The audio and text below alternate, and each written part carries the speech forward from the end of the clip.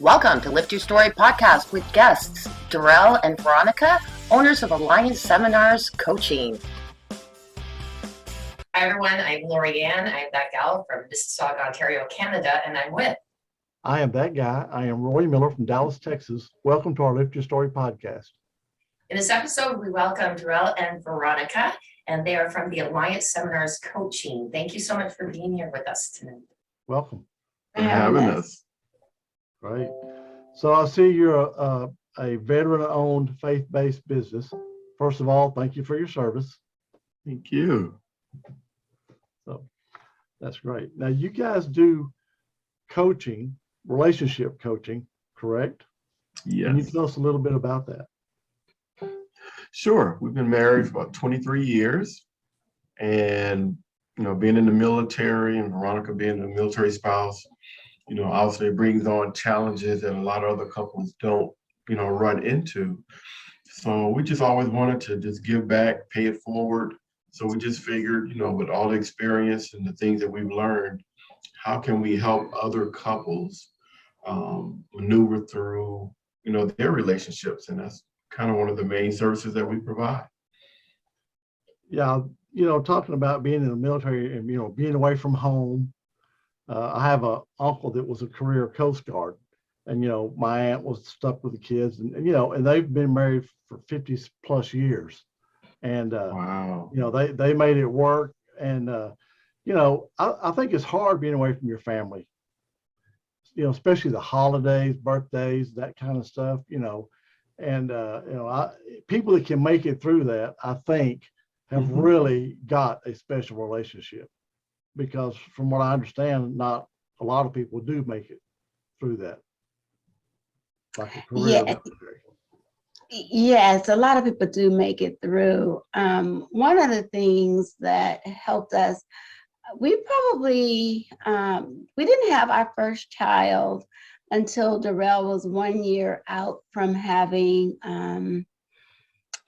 retiring, which that was a hard year for us, because my 1-year-old, I always say, as I noted, didn't really get to know Darrell until about he was 9 months old. And that's because Darrell traveled and he had overnight stays because of his job. And it wasn't until about 9 months into our son's years that he began to kind of have a consistent schedule. I didn't realize my son, I thought he was just a colicky baby. He cried. He would not like the lights on. But one particular day when Darrell came home after he had been gone a few days, my son settled down. You could turn the lights out. You could, he wasn't crying. I was like, but the baby is not like that when you're gone. But what I discovered is he was missing his dad, and he wasn't going to settle down. He didn't want the lights on until his dad came home. And here I am going to the doctor, calling the doctor, are you sure he's not colicky? And he was not, but he had that separation anxiety from his dad. Was always with mom, didn't care, but when it came close to bedtime and dad wasn't home, that's when I discovered that was an issue. Yeah. And one of the ways we navigated through is that when Darrell came home, he came in not looking for dinner on the table. He just came in to help and to give me a break, because I had my son for the length of time, for that period of time he was gone. Sometimes he would be gone a week. Sometimes it could be a couple of days, just an overnight shift. Or at times he can jump from one trip to the other. So of course, the agony of having your honey-do list ready for him in 1 week, being away, and then discovering he has to hop on or jump to another trip. How disappointing that is, because I had your honey-do list ready and I was ready to walk out the door as we tag team, right? So learning to have fun and learning to come in and pitch in to help, and not have an expectation that the house is going to be intact like it was when you left. That's not always the case. So we learned to navigate through our our family life and how it was. And besides, we liked each other. We loved each other and we got along anyway outside of that. So I also, prior to us getting married, Darrell also made sure that I had a really good level of understanding of his job and how things go. And I think if couples understand, military couples understand the level of the husband or the spouse's job, it makes it a lot easier to, even when it doesn't look like what you want, you know, but it makes it a little easier because you can kind of have that consolation that, well, you know, he didn't hold any punches. He did tell me what it was going to be like. And You're that's what lucky. it was for us initially. You're lucky about your son though, because my ex-husband traveled a lot, and in my daughter's first year, he was gone 6 months collectively. And in her case, she didn't want, she would cry every time he held her. Like she did not, he was a stranger to her. And if I wasn't in the room, she just went crazy. So you're very lucky, really, that that's how your son, I mean, not for you when he wasn't there, but if you understand what I'm saying, that there was that connection, definitely. Well, when my oldest son was born in January, and in July, I had to go out of town to work because there was no work here. And I spent a year out of town. I would leave on Sunday afternoon and come back Friday night. Well, I would put my suitcase on the bed on Sunday afternoon, start packing it, and he'd be right there. He'd start crying until I left. And then on Friday nights, she would let him stay up because I used to get home about 7 or 7:30. So she'd say, "Okay, here's Daddy's home." And he'd stand right by the front door. I'd have to be careful pushing the door open because he was right there. And, you know, I'd spend time with him. The whole weekend, he was right on he was following me around like a puppy. You know, when he saw that suitcase come out, the tears came out too. That was hard. His first, I was there for 6 months, but, you know, from 6 months to 18 months, I was only seeing him on weekends. You know, that was tough. You know, like you say, like my wife, same thing, you know, she was there. She was, you know, taking care of him. And then when I would come home, theoretically, to help out and give her a break, you know. But I can relate to exactly what you're saying. Yes. Yeah, that's one of those things we definitely try to share with couples to make sure that they make everybody the priority. And, you know, you don't want to go into a relationship selfish, because if you do that, you just miss out on so many little moments that you can't get back. Yeah, exactly. Yeah, and I always regret that being out of town that year because, you know, I missed so much. I didn't really realize it until my second son came along. You know, then I saw, gosh, I didn't get to see this with Chris, you know, and so, yeah, I mean, but you know, you gotta take care of your family. You gotta do what you gotta do, right? So, Absolutely. Right. And that's what it is. Marriage is sacrifice, you know, and so we learn to deal with the sacrifices. And that's some of the things that we have to do as military spouses. And me being a civilian and not really having the experience, I had uncles that were in the military, but as I was growing up, they were probably on the tail end of it. So this was my first experience. And I think the way that my family grew up, or the way we were raised as children in a large family, I acclimated pretty well. In fact, I actually had to leave my family. That's the biggest piece that was going to be difficult, is moving across 3,000 miles away from my family when I was I had a very close-knit family, always with them no matter what, but having to sacrifice that piece of it. But even when I look back over it, it was great because everyone had their own families, being married and adjusting. Mine just happened to be out of the state, and it worked out that my sisters never really had jobs to travel. But when I moved here, all of a sudden their jobs would say, "Can you go to DC? Can you go to Philadelphia?" So they were all close nearby. So we really didn't miss the family because they traveled here a lot. So that was great. yeah. Yeah, I mean, you know, there is, like you say, there's a lot of sacrifice in marriage. You know, I mean, it's something you have to work at every day, you know, but, you know, I've been married a couple of years, and, you know, I was fortunate. I got a good wife first time, and we've been married for a few years, and happy, blessed actually. Mhm. Yep. Yeah, and one of the things I found out, being in the military, and Veronica, like she said, moving 3,000 miles, it was up to me to make sure that she was as comfortable as possible. So I would share with anybody that's possibly looking into a military relationship or married a spouse that travels a lot. I found it was very important to set up a really good network for her so that when she arrived, right, and I wasn't here, she had, 3 or 4 other women that were married to military members also that would help her in case she had any questions or something she just wanted to figure it on her own and not come to me or call me. And I just found that having a network can really, really be a blessing to any couple. Yeah. By the way, my wife worked for the Army Air Force Exchange Service. Okay, very good. Ew. Like And that. she really took that job to heart because she always felt like she was doing something important for the military. Absolutely. Absolutely. Because like Veronica said, luckily, she was, a little bit more experienced, but yeah, a lot of people, I mean, they're married, fresh out of college, married somebody in the military. And like you said, going to that post exchange or the base exchange, that person working there may be the closest family to them in that area. So relationships are built very quickly and are really strong within those military communities. Yeah, what kind of challenges do people come to you with that you coach them on? Great question. Great question. Well, I like to say that some couples come to us that have hiccups.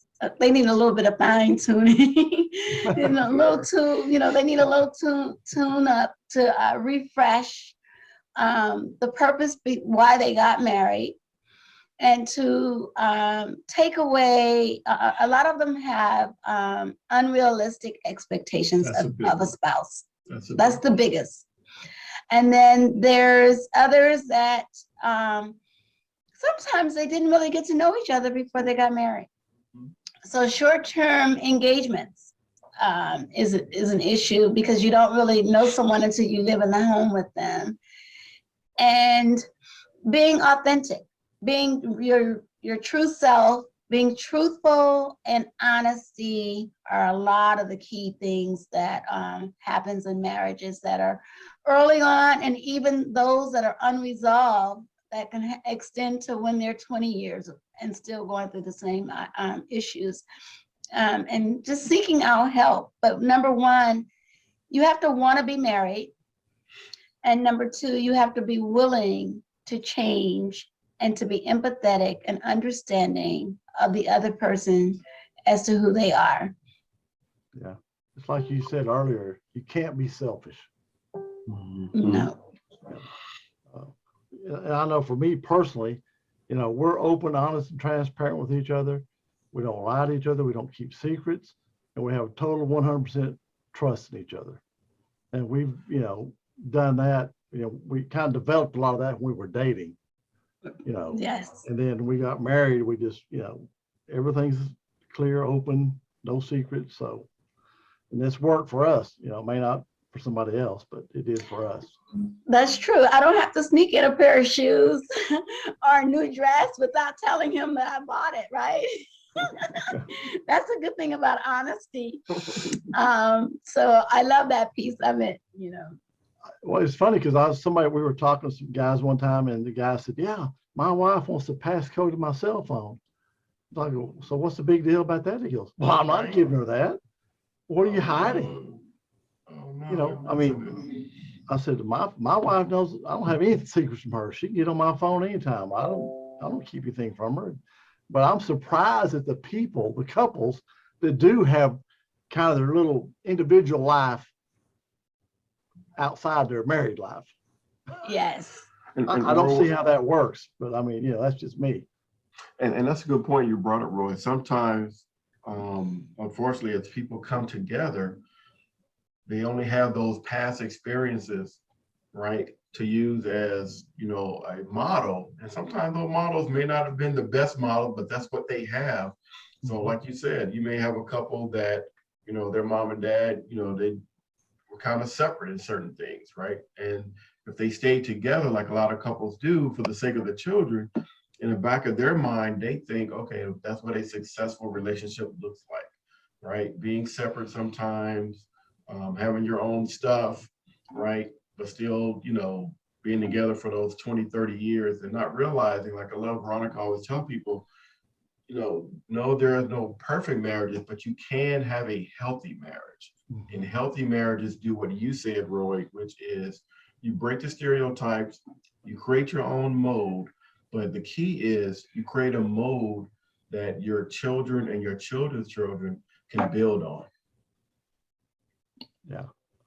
I mean, I don't know. It's just funny because, like one of my sons said, they got talking at work and the guy was complaining that his parents argued all the time. So my son said, well, I never see my parents argue. So he asked me about it, and I said, well, in front of you two, we were a united front. That's it. And if one said it, the other went with it. So now, when y'all went to bed and we went to bed, we might discuss it. So, well, I really wasn't happy about what you did, but, I said, but, as far as just fighting and screaming, we didn't do that. I mean, we just chose not to do that. Yes, and we stay out of a crazy cycle. We stay out of a crazy cycle, meaning that nothing gets resolved, and you continue to just keep bickering or whatever. But one way, when there's something serious that Darrell and I have to talk about, or I'm always prefacing it like, Darrell, I have something I want us to talk about, a matter that happened earlier. But it's not to cause a crazy cycle. It's not to it's not to get us going back all over again. But I just need some more clarity, And then sometimes when we as wives ask or we're talking to our spouses, we also have to preference that I don't need you to fix it. I just want you to listen. Yeah. So learning how to do that, because men are such fix it type of people, whereas women are, I just want to marinate on it a little bit. I just got a bit, but I'm not really asking you for a solution. There are times when I do, and I will tell you when I need that. Yeah. I totally get that because I've had some friends that are girls and they would talk to me and I would just listen. I see. And this one girl I worked with, she said she would always call me. She's my best friend. She's always trying to interrupt me and tell me, well, do this, do that. And she said, I can just tell you, you just listen to me. And, I said, yeah, because you just need to vent. So I'll let you vent. It's not a big deal, right? And then, of course, we've been married so long that stuff that used to drive me crazy, I could care less now. It's not that big a deal. It's That's not. Right. It's not worth getting upset about. It's not worth arguing about. It's whatever. I remember seeing something posted and they said, what are the 3 words that scare men and women the most? And says, we need to talk, or I guess that's 4. Right. It's like, and it's like almost as bad as going out and public speaking, it's like, oh my goodness.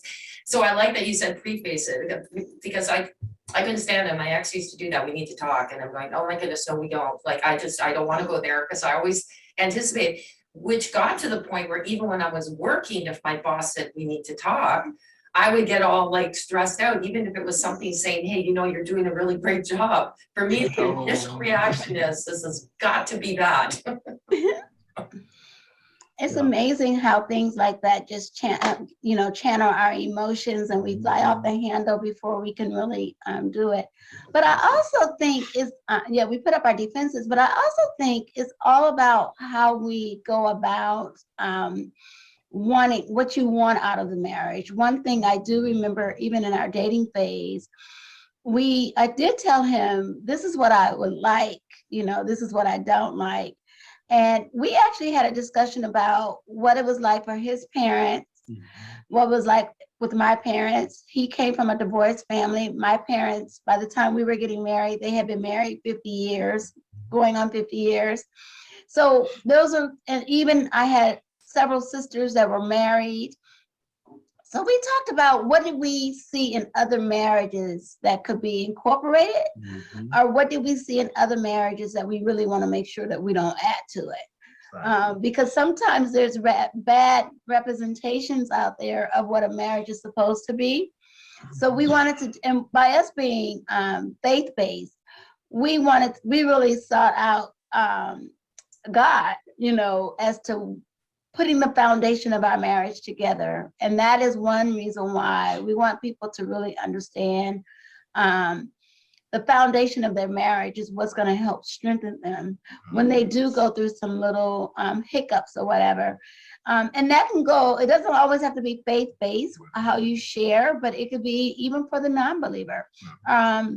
That can find some fine-tuning solutions to building a greater foundation. Even though you start out bad, it doesn't mean that it's going to end up that way. We met couples that said, "Oh, we wish we had met you guys 32 years ago."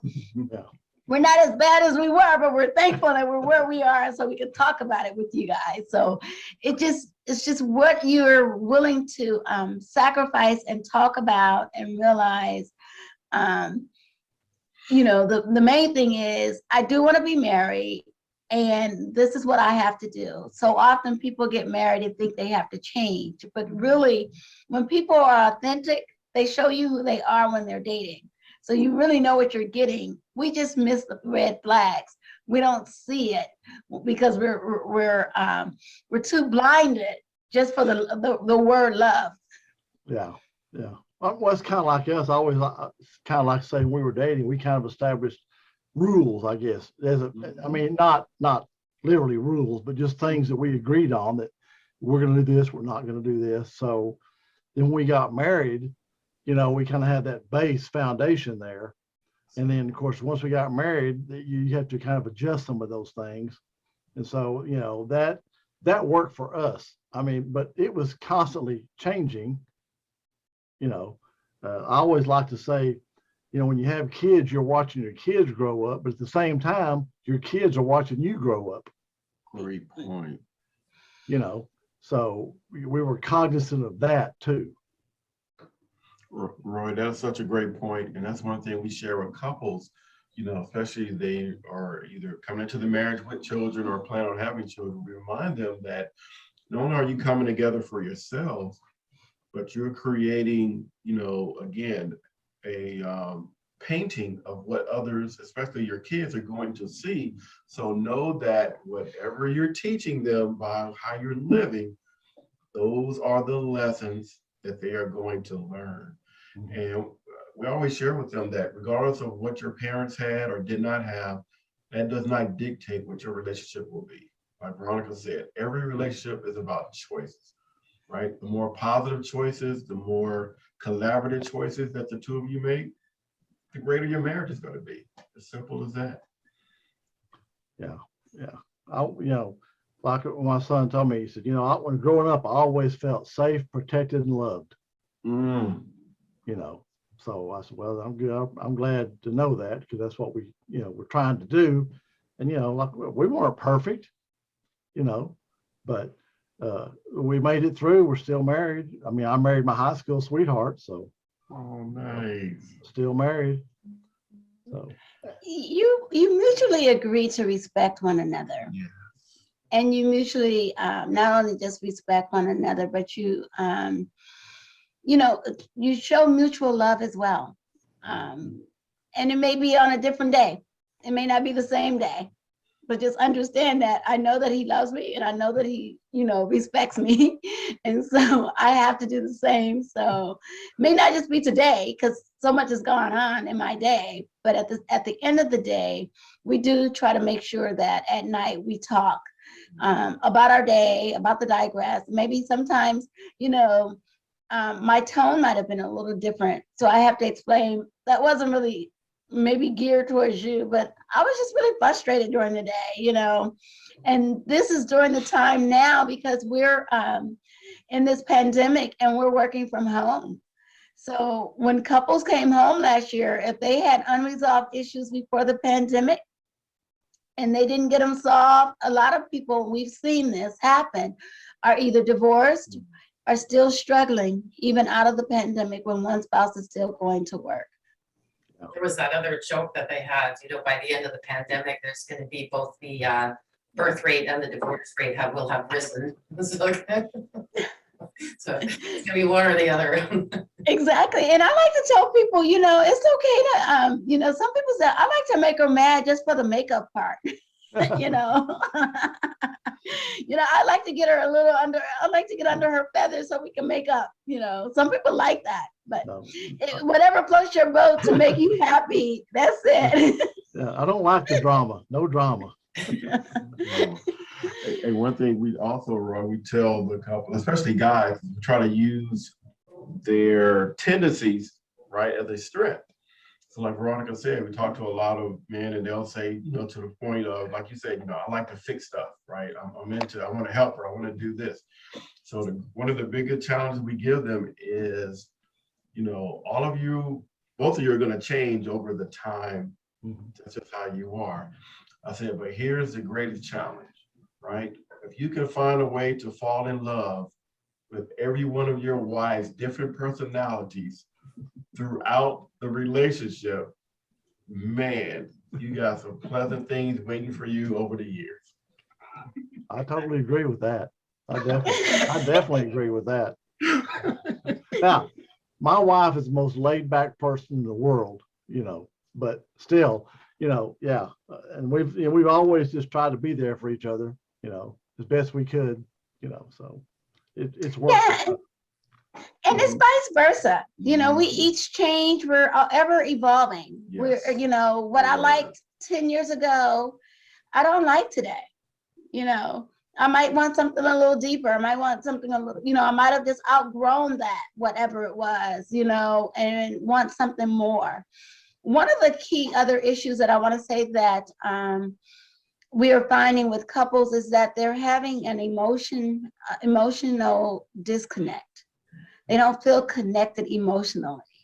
And I think that is the biggest key. It used to be finances that caused the divorce rate, but right now it's the emotional connection that is really increasing the divorce rate.